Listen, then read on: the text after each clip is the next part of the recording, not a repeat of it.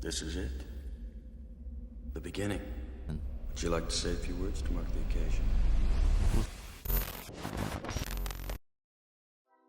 Criar um bom começo de filme eu considero uma obra de arte. Você precisa dar tudo ao público sem encher linguiça. David Fincher é um gênio em começar filmes. Ele vai entregando toda a sua narrativa no início sem até que percebemos. E aí temos todas as informações necessárias para continuar o filme. Para ele, os 15 primeiros minutos é tão importante, se não mais, que qualquer outra parte do filme. Como eu disse, grandes diretores se preocupam com o início do filme tanto quanto o final. Imagine Pulp Fiction do Tarantino. O filme já começa com um assalto numa cafeteria e com um diálogo muito bom entre os dois personagens, que daí eles vão falando sobre coisas cotidianas e aos poucos colocando um pouco do assalto. A gente nem percebe que o assalto logo no início. E essa cena, ela não aparece mais, ela só vai aparecer lá no terceiro ato, só que ela é importante pro começo, porque por mais que os personagens não apareçam mais, apareça só outros personagens, ele fala muito sobre o filme, é um grande prefácio sobre tudo que vai acontecer. E o maior exemplo disso é os primeiros 30 minutos de Clube da Luta, que eu considero uma obra de arte e a melhor parte do filme. Clube da Luta é uma das maiores adaptações de livros para filmes. Eu adoro o livro também, mas eu considero o filme muito bom, que ele traz elementos novos da mise-en-scène para a narrativa. E para quem não sabe, mise-en-scène são os significados que a imagem e o áudio traz além do que está escrito no roteiro. O filme começa com o personagem principal narrando o caos da vida e o medo com uma arma apontada na sua boca, e a outra pessoa faz uma pergunta para ele e ele só consegue responder com vocais, já que a arma está na boca dele, trazendo um diálogo irônico. E aí a gente se pergunta por que ele está nessa situação, e aí é pronunciado o nome de Tyler Durden e a gente também pergunta quem é Tyler Durden. Esse início do filme se relaciona totalmente com o final e tem uma transição perfeita para os feitos de Bob. A sequência do filme mostra um mundo triste e sombrio, que é a visão do personagem principal, com características de criminalidade, depressão e consumismo, como o próprio grupo de apoio que ele faz parte lá, de Alcoólatras Anônimos e os outros, onde ele também conhece essa personagem que também tem uma visão depressiva sobre a sociedade. É um filme filosoficamente muito pessimista, assim, se for pensar nessa parte. E esses primeiros 30 minutos, eles são acelerados, mas no tempo certo, faz o público digerir tudo o que tá acontecendo. Pra mim,